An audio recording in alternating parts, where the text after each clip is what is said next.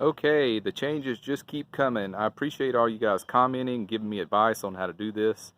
Okay, so now I am going to center the trunk on the rack. That way I have room on each side for the gas can, like this. Also, I want to show you some more improvements I've made. So, turns out the back doors on here have just enough room to run an extension cord out. And I've also got a drain hose attached to the AC in the back. So it just comes right out the back door. The door is not shut completely right now, but it does shut fine. It's just enough room between that rubber gasket, so it works great. And that way I can leave my extension cord. I've got a little notch cut out here so the lid can close, and I can leave the extension cord here inside the trunk at all times. See there?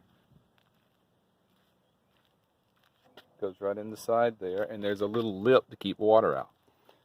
Alright, give you one more shot here.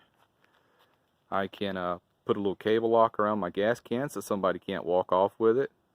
Of course, that's locked down to the cargo rack. Let me show you some other stuff. Okay, so I've got all these vents cut out, and I'm going to add an exhaust extension. They make a product just for this kind of application. It goes right over the existing exhaust. It'll come out this opening. It's a exhaust flange, and it's flexible. It comes out, and I'll have it turned and coming down the side here, so the exhaust shoots straight out the back, and it'll be angled down so rainwater can't get in it. I also have covers for these vents on each side. I've got another intake vent over here. So if I'm driving in the rain, I noticed someone had mentioned that. What are you going to do to keep water out of there? But I have covers that snap over, so in case I have to drive in the rain. It poured rain the other day, and just sitting here, no water gets in there.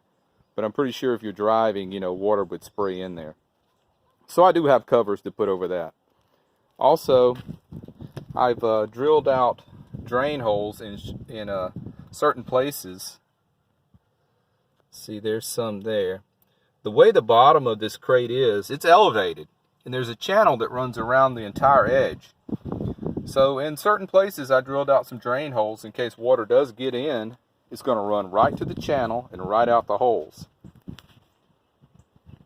Also, my second pair of 100-watt foldable, flexible, ultra-thin, portable solar panels came in. I've got them set out on the roof now, testing them out.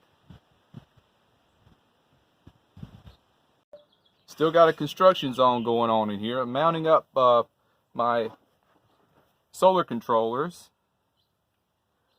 This one says MPPT, and it's supposed to be the better kind, and it just shows you 0%, 25%, 75%, or 100%.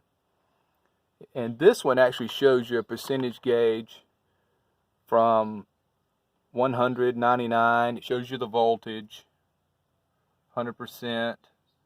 Right now it's at 13 volts because it's actually charging, And I understand that these are not accurate while they're charging. You have to unplug everything from the solar panels, and you have to wait about 4 hours before you get a real accurate charge indicator on it.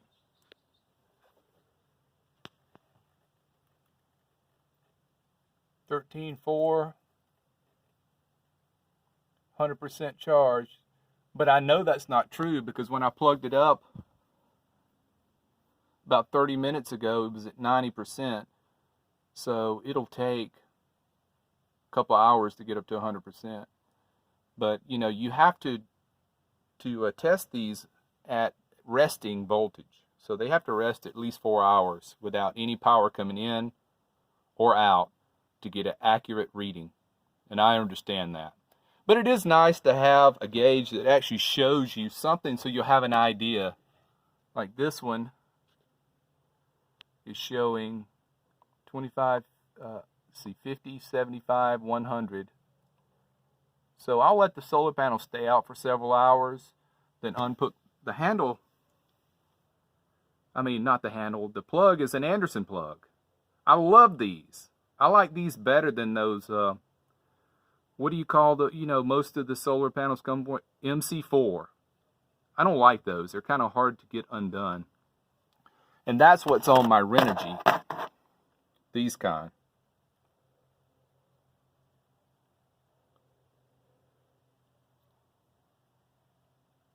And my Renogy panels are currently sitting in the back. This is where I keep all my solar stuff. See that black panel with the blue stripe? That's the 100-watt folding Renogy panels. They just fold up and hook right on the door back there. And I like putting the solar panels out like this because it gives you like a little awning. You can see there, it gives you a little shade, little porch. So yeah, I love the fold up portable because I only use them when I'm parked. If I'm driving, I'm charging from the alternator. So options, it's the way to go.